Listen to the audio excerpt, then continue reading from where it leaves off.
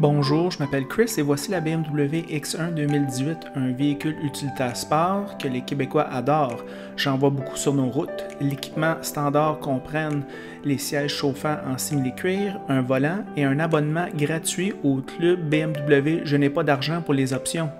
C'est ce que BMW appelle la séduction des options.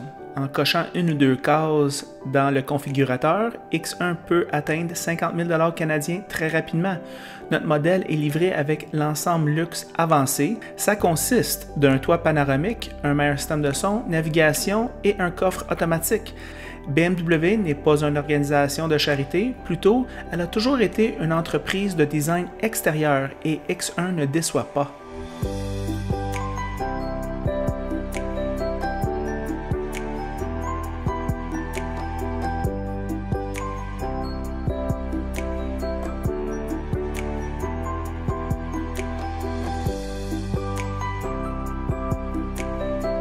Le coffre automatique est pratique et X1 est équipé de sièges arrière rabattables 40-20-40, idéal pour le voyage de ski de 4 personnes. L'intérieur semble amélioré par rapport à ce que j'avais vu dans les années précédentes, une présentation agréable de la console centrale et il y a juste la bonne quantité d'espace pour les passagers avant. Les sièges sport ont l'air pire qu'ils le sont, les bourrelets latéraux s'ajustent et les bourrelets des jambes sont souples, pas de point de pression.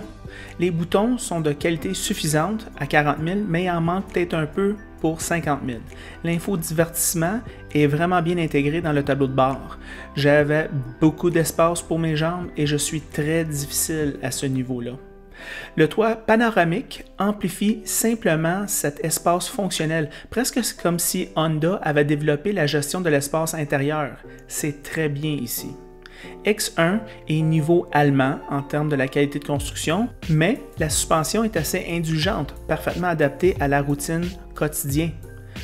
X1 est après tout un VUS et BMW en a tenu compte dans le châssis, c'est confortable. Pour le tableau de bord, BMW a été inspiré par le dinosaure et le volant est tout simplement inacceptable. La mauvaise texture est particulièrement perceptible, un rappel constant que vous conduisez la X cheap. La combinaison moteur-transmission automatique à 8 vitesses avec xDrive est sur la coche, c'est du impeccable. Le turbo 4 cylindres produit 228 chevaux vapeur et 258 livres de couple, tout en ayant une cote de consommation de 10,7 litres en ville et 7,5 litres sur l'autoroute. Elle boit du super. C'est très bien pour ce type de véhicule. Voici nos pensées sur la route. Bonjour les amateurs de voitures, aujourd'hui Ross m'a apporté la BMW X1 2018. Ross, qu'est-ce que tu en penses de ce char-là? Ben, pour sa deuxième génération, le BMW X1 nous arrive avec un véhicule quand même qui a un bon comportement routier pour la classe de véhicule. Habitacle spacieux pour le créneau. Oui. Moi, je le trouve quand même assez spacieux. C'est pas un gros véhicule de l'extérieur.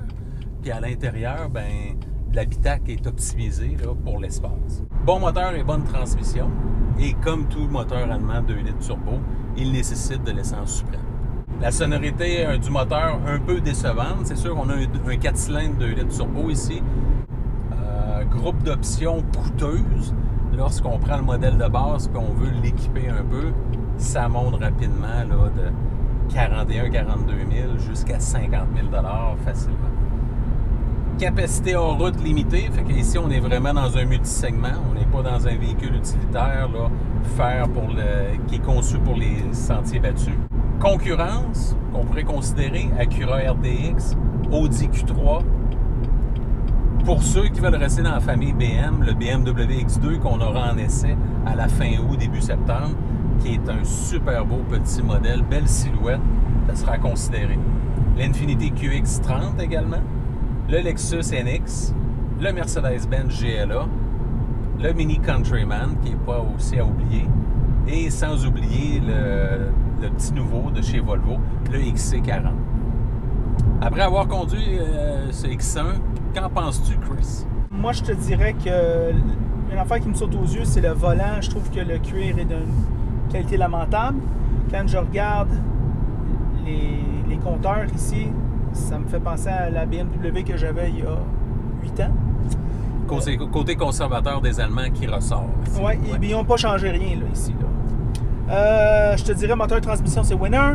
Je te dirais l'aménagement ici, elle va bien. On a beaucoup de boutons. Bon agencement des couleurs ici, comme les bancs en cuir, le bois, les surfaces horizontaux. C'est fait avec du goût. C'est pour ça qu'on paye. La conduite, oui, c'est vrai, c'est de l'allemand, mais je veux dire, dans le créneau CUV, on ressent moins les différences, on dirait, mettons, entre allemand et non allemand. Le style extérieur est winner, c'est BMW. BMW, c'est une compagnie de design extérieur. Et quand tu es beau à l'extérieur, mais tu peux charger le gros prix. Puis c'est correct, ça. Moi, je suis prêt à payer. Alors, c'est ça nos pensées.